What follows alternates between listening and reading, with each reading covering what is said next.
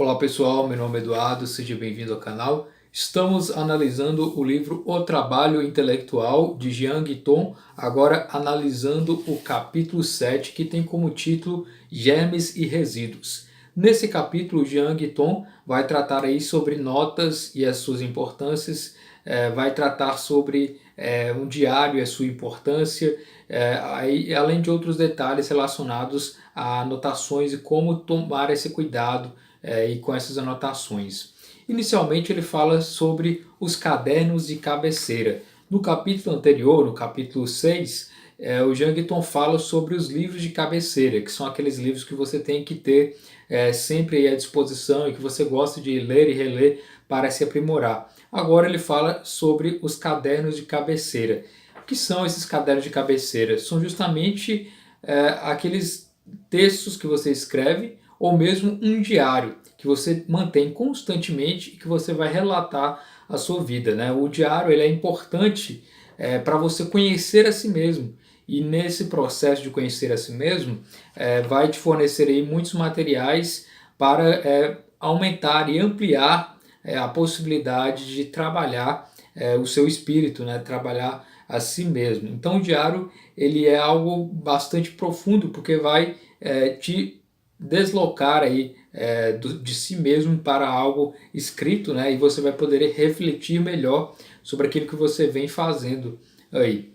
Muitas pessoas não gostam de escrever um diário pelo fato de que no diário é relatado coisas privadas e coisas que você não gostaria que fossem reveladas. Porém, o Jean Guiton relata a importância do diário pelo fato de trazer muitas vantagens aquele que tem um diário, tem um contato direto com a escrita pessoal, né? Então, Jean Guiton aconselha para aquele que não tem o hábito ainda de ter um diário, que inicialmente anote trechos de escritores que você gosta, anote trechos de partes aí de determinados livros e depois vai acrescentando alguns comentários sobre aqueles trechos, alguns elementos pessoais, e isso vai te fornecer aí um início aí desse gosto de passar a escrever mais sobre si mesmo, né? E isso é uma dica interessante. A vantagem de ter um diário, como eu já ressaltei, é a possibilidade também de conhecer a si mesmo e também de lembrar coisas que você presenciou e reaviver essas memórias, né? E reavivendo essas memórias faz com que você tenha novamente um pouco daquela experiência, e isso vai te acrescentar aí como pessoa, vai te melhorar, vai te tornar uma pessoa mais experimentada pelo fato de que você vai repassar aquelas experiências na sua mente, né?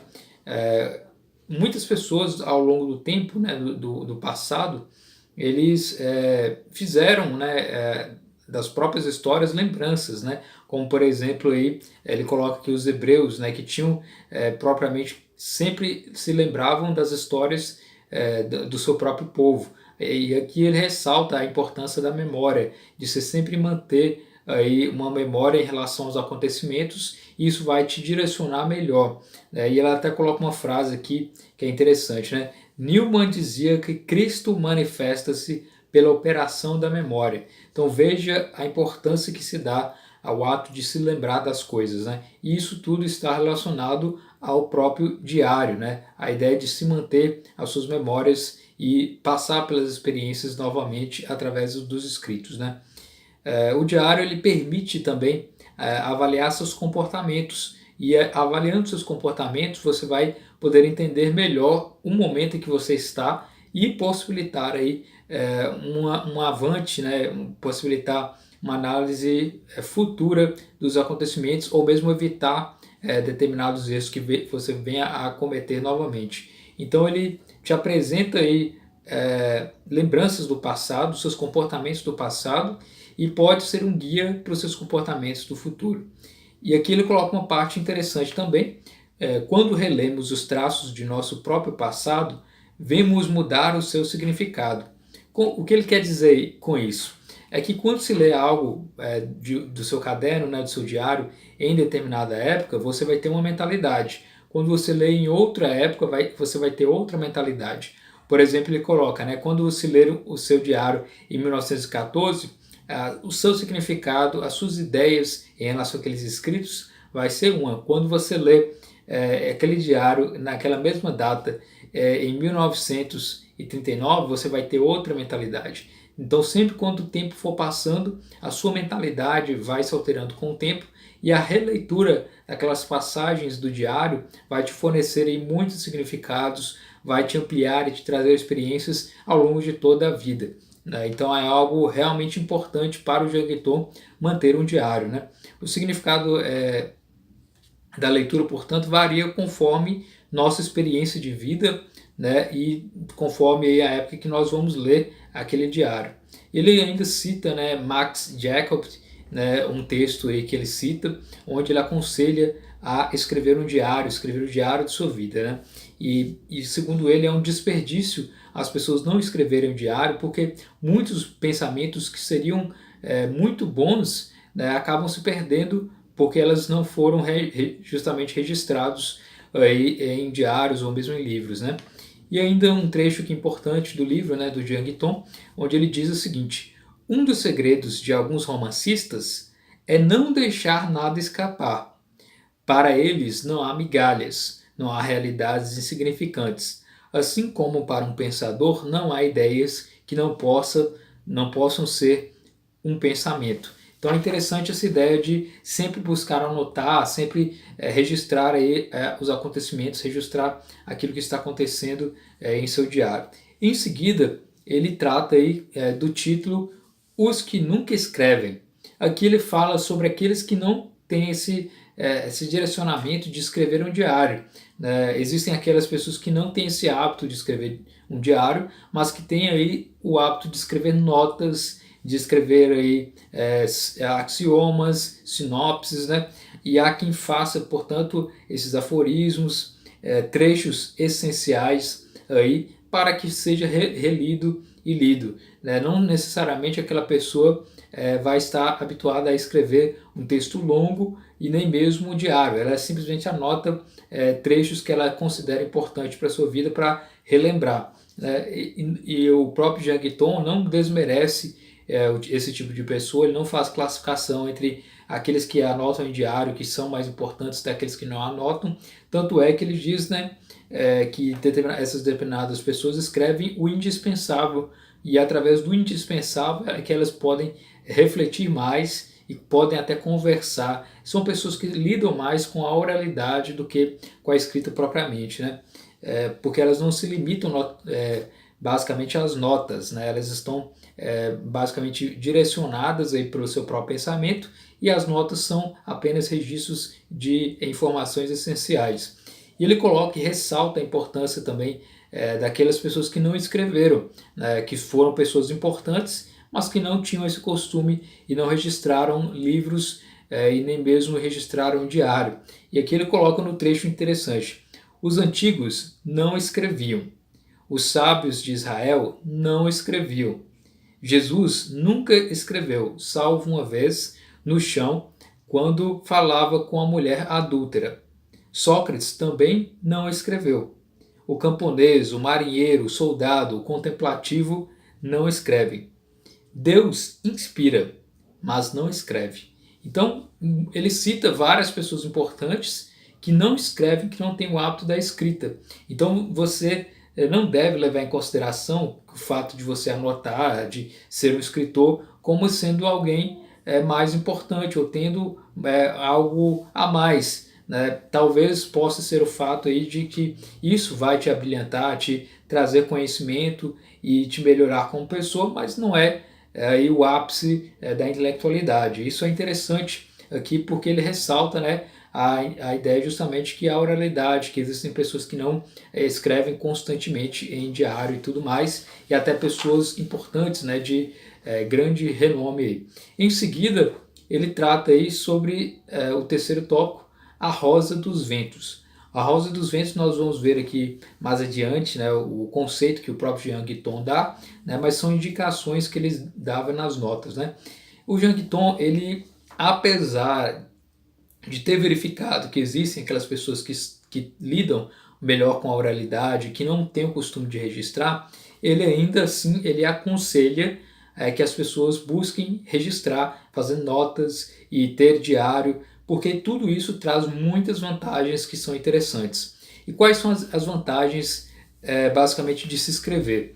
Ele elenca várias, né? Ajuda na atenção, porque com isso você vai criar estímulos aí para não se desviar, né?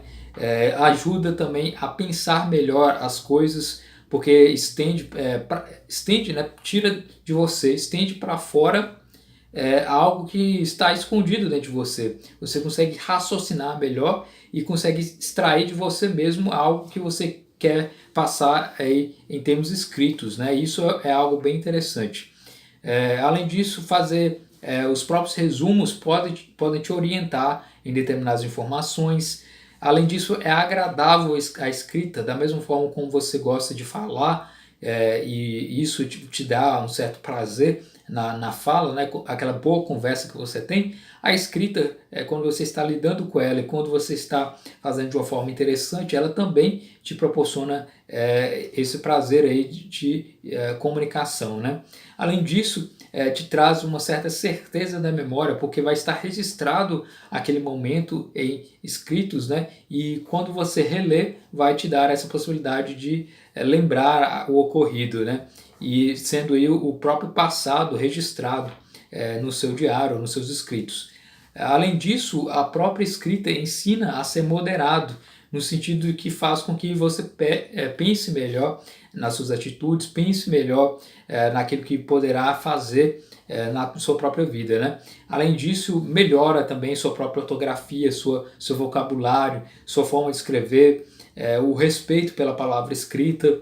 Então, são uma série de vantagens que ele elenca para aqueles que vão aí escrever e que vão criar esse hábito da escrita, né? E aqui ele coloca uma parte interessante na página 104 do livro, né? Que eu vou ler para vocês. O parágrafo começa assim. É o último parágrafo da página 104, né? Enfim, o ato de escrever liberta-nos. Ele nos alivia do peso que dá a impressão do inefável e do inexprimível. Como é bom ter uma caneta na mão e com ela usar o poder magnético da pontuação. O primeiro gesto do tirano é impedir que se escreva, como vimos em 1940. Então, o próprio ato de escrever é um ato de liberdade, é um ato de comunicação com você mesmo, para você se entender, e na medida que você faz esse ato de escrever, você tem aí uma libertação interna também, né? É algo bem interessante aqui. Em seguida, temos a ideia de que ele diz que as notas não devem ser basicamente multiplicadas, no sentido de que as notas, as fichas, né, têm de ser poucas e resumidas, poucas e sucintas, porque você não vai fazer várias notas, vários trechos, e isso iria acabar complicando o seu próprio estudo, a sua própria análise. Então, as notas que você fizer de determinados livros têm que ser resumidas e têm que ser poucas, porque isso vai te dar o aparato e as informações gerais daquilo que você colheu. E todo conhecimento ele deve estar interligado. As próprias notas devem estar interligadas, né? As anotações que você faz tem que ter uma conexão para que você possa entender todas dentro de um conjunto, né? E por isso elas têm que ser assimiladas, né, com outras para fazer um sentido e ser melhor, portanto, aproveitado, né? Um conhecimento isolado que você não consegue fazer conexões, para Jang Tom não é proveitoso, porque isso vai te trazer até mais problemas e vai ser algo inútil do que algo que tem uma conexão com outros conhecimentos, com ideias que você pode utilizar. E ele coloca aqui um trecho interessante, né? Notas úteis são aquelas que correspondem ao gênero de informações de que necessitamos e que ao mesmo tempo reflita a imagem de nosso espírito. Então toda nota ela é algo que nós precisamos, uma informação que é necessária e ao mesmo tempo vai nos trazer informações e agregar o valor aí, propriamente aí ao nosso espírito, né? Que segundo Jang Tom. Então uma anotação ela se torna mais útil uma vez que ela pode ser usada tanto naquele momento que você está escrevendo quanto no futuro. Uma nota ela tem que ser utilizada por todo o tempo possível, né? Tem que ser feita aí de um jeito que você vai conseguir reler e conseguir entender. Ou seja, tem que ter aí o aproveitamento máximo em vários sentidos e em várias vezes. A ideia é polivalente, né? Da própria nota, né? O máximo de proveito e o máximo de vezes que você vai aproveitar aquela nota. Além disso, ele diz que essas notas elas devem estar à disposição sempre quando for necessário. Então, saber guardar bem essas notas e não jogar fora elas, né, basicamente, porque elas vão ser úteis, né, vão te evitar ler um livro inteiro e vai te trazer aquela essência que você está procurando com aquelas ideias. E aqui que ele entra na ideia de rosa dos ventos. O que são rosas dos ventos? Essas rosas dos ventos são indicações resumidas do que fazer com aquela nota, porque cada nota vai ter uma utilidade. Então seria interessante indicar os temas daquela nota necessariamente, quais são as categorias aplicadas, a nota vai ser utilizada para qual forma de estudo. Normalmente é colocado aí um verbo, né, junto àquela nota, ou mesmo a categoria de ciência que você está estudando, ou ideia que você está planejando, né? E isso vai te facilitar colocar palavras-chave na nota para te instruir e direcionar como utilizar aquela nota. E uma nota ela deve conter também uma data para você saber em qual momento que você fez aquela anotação, e isso pode te fornecer aí informações e dados mais interessantes. Além do fato de trazer também a informação de onde é que você tirou aquela informação, né, colocando aí o autor do livro, o título do livro, o ano da publicação, etc. Né, e, em geral, sempre colocar na sua nota uma ideia, não colocar várias ideias, porque isso pode causar confusão, né, então é interessante sempre colocar uma única ideia junto aí das palavras-chave para te direcionar, e basicamente são esses os conselhos aqui. Uma ideia naquela nota sustentada por um exemplo ou por um fato determinado. Em seguida ele parte para o quarto tópico, que fala sobre a sinopse, onde ele traz aqui um texto que um amigo dele, amigo do Jean Guiton, fala sobre a sinopse e a importância de se fazer quadros. Então eu recomendo que você pegue o seu livro dessa edição, O Trabalho Intelectual, na página 107. Sinopse. Encontrei um amigo meu, educado num colégio, que me disse o seguinte, né? De todo o meu tempo no colégio, conservei um hábito afortunado. Quando quero aprender qualquer coisa, retomo o sistema dos quadros sinópticos e das divisões em colchetes. Um quadro caligrafado, com palavras escritas em vermelho ou sublinhadas, que se vê e revê depois de ter sido feito por nós mesmos.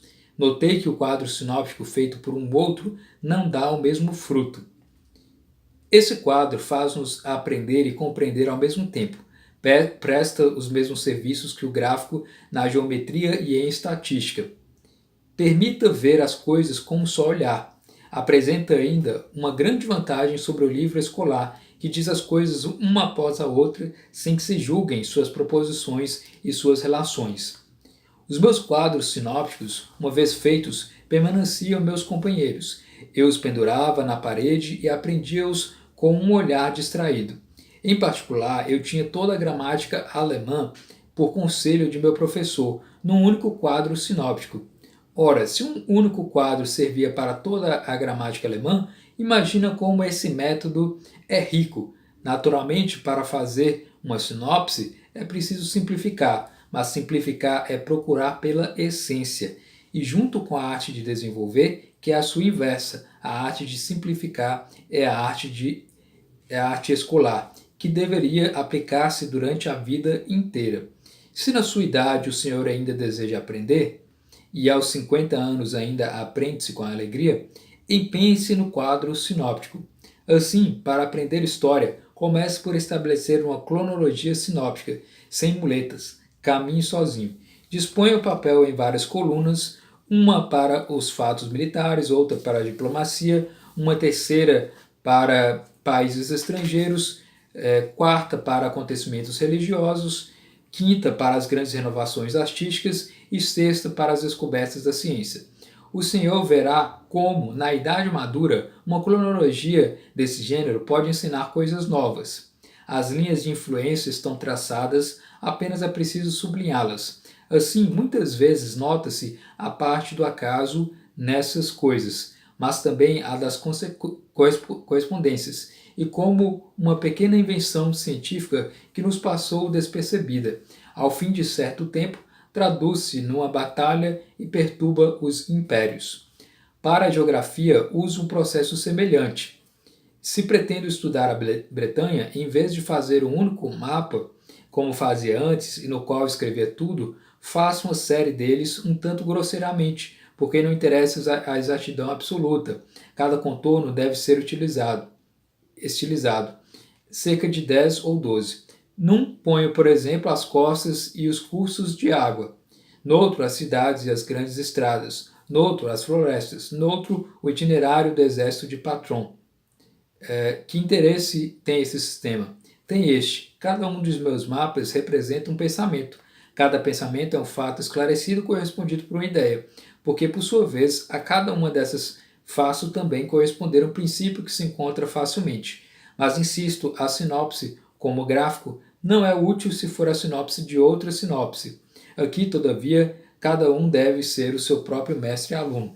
Então aqui é um conselho de um amigo do Jean Guiton, falando sobre a importância da sinopse, né? Saber preparar uma sinopse, um resumo, normalmente aí em uma única página, com poucas palavras, né? Trazendo aí os conceitos principais, bem resumidos. E é interessante que ele fala que uma sinopse normalmente feita por outra pessoa não é interessante, porque ela já vai ter reduzido todas as ideias, né, e você não vai conseguir compreender muito bem. Então é interessante que você mesmo faça suas próprias sinopses, né, traçando aí gráficos, fazendo aí comparativos, fazendo, como ele mencionou, ordem cronológica de fatos. Tudo isso vai te servir para entender de forma geral aquele conhecimento, e com isso você terá aí uma boa noção daquilo que você está lendo, daquilo que você está pretendendo memorizar também. Então, esse é o capítulo 7 aí do livro Trabalho Intelectual. Espero que você tenha gostado desse capítulo e desse vídeo. Se inscreva no canal, curta, compartilha. Muito obrigado pela atenção.